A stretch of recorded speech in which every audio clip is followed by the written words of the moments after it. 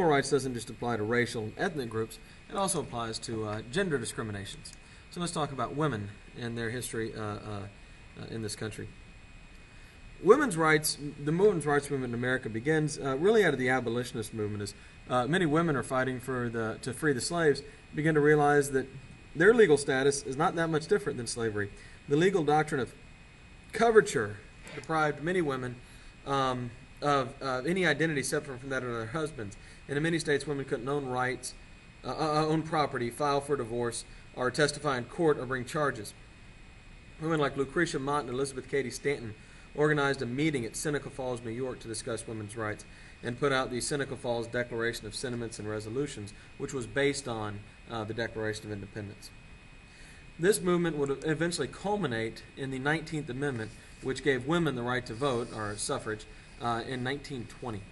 Now, I always point out I have so many bright, capable women in my classes, and I always like to point out that you live in a country that gave black men the right to vote in 1870 and white women the right to vote in 1920. And I think that's sometimes a perspective that we miss.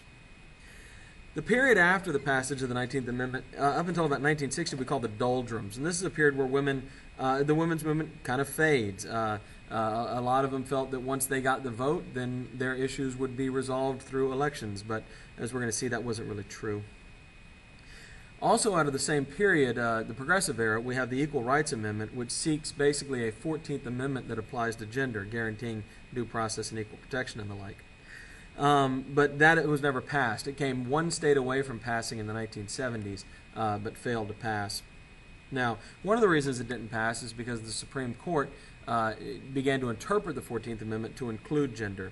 But it doesn't include gender, and the Supreme Court could easily interpret it the other direction, and then we would probably see a renewed discussion about an Equal Rights Amendment. But in the 50s and 60s, groups like the National Organization for Women and the National Women's Political Caucus organized and began fighting for women's rights. You may remember from your U.S. history classes people like, there's the doldrums. You may remember people like the Feminine Mystique for Dan and these other kind of calls for women to assert their place in society and their rights. The Supreme Court will play an important role in this, like we saw in the African American Civil Rights Movement. In cases like Reed v. Reed, now the reason these people have the same last name is this is a divorce case settled in 1971.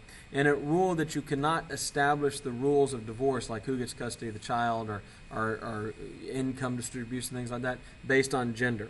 That you have to look at the facts of each individual case. And so this is the first time ever that they said that gender, you have to question when gender is used as a basis of a public policy. In Craig v. Bourne in 1976, they create the medium scrutiny standard for gender discrimination. Remember, it is easier to justify a law that is based on gender discrimination than racial discrimination, although harder to justify a law based on gender discrimination than it is for other types of discrimination. And so in 1982, you see the Equal Rights Amendment falling one state short of ratification.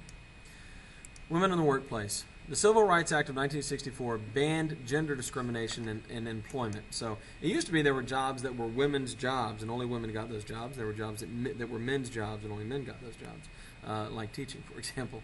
But that was banned in 1964. There has not yet been a Supreme Court ruling on wage discrimination, although the reality is that women make about 3/4 as much as men do for the same job at the same level of experience, even when you account for other factors like women taking time off for childbirth. Women still get paid less. Now, recently in 2009, President Obama, the first major law he signed into action was the Lilly Ledbetter Law, which made it easier for women to sue based on these grounds, although wage discrimination is something that's very real. And we have not seen the Supreme Court weigh in on this. Women in the military, right now only men are drafted, and only men serve in roles in the military that are primarily combat, so like a rifleman, let's say. But of course, women are in the military, and we've seen in the last couple of conflicts women getting involved in the action, although that's not their primary role. So, for example, we've seen some supply convoys where women are serving in a quartermaster role, and they've ended up in combat, like Jessica Lynch. Another issue is sexual harassment. which is the idea of how men or women are treated in the workplace. This is prohibited by Title VIII of the Civil Rights Act of 1964, sexually harassing women. And let me get into that a little bit.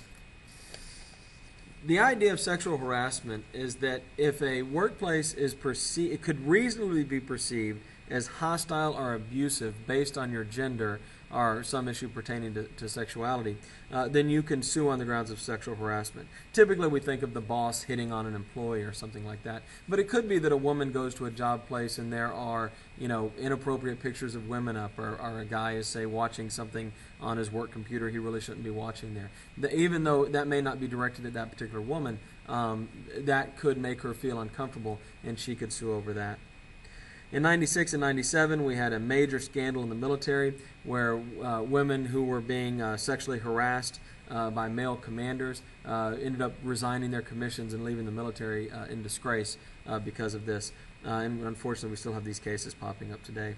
In Farragher v. City of Boca Raton in 1998, it ruled that an employer can be held accountable even for harassing acts that violate company policies. So let's say you work at a national restaurant chain and your boss sexually harasses you. You can sue not only your boss, but you can sue the entire chain, even if they have rules against sexual harassment.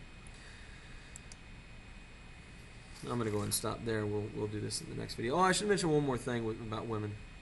Title IX. Title IX is part of the Civil Rights Act that says that colleges have to spend an equal amount of money on men and women, particularly in sports. And this is why you have to have an equal number of scholarships for men and women. So this has become a big issue because of football. Because there is no women's football, that's dozens of scholarships that are handed out to men but not women. So you see lots of colleges have sports that are women only, like, say, volleyball. A number of schools will have a scholarship women's soccer program but not a scholarship men's soccer program, which is the case at the University of Texas, for example. And this is to try to create that balance. And this has also come under a lot of criticism from a number of places. But this did also create the active and vibrant women's sports programs in colleges. And so that's been kind of a bone of contention in some quarters.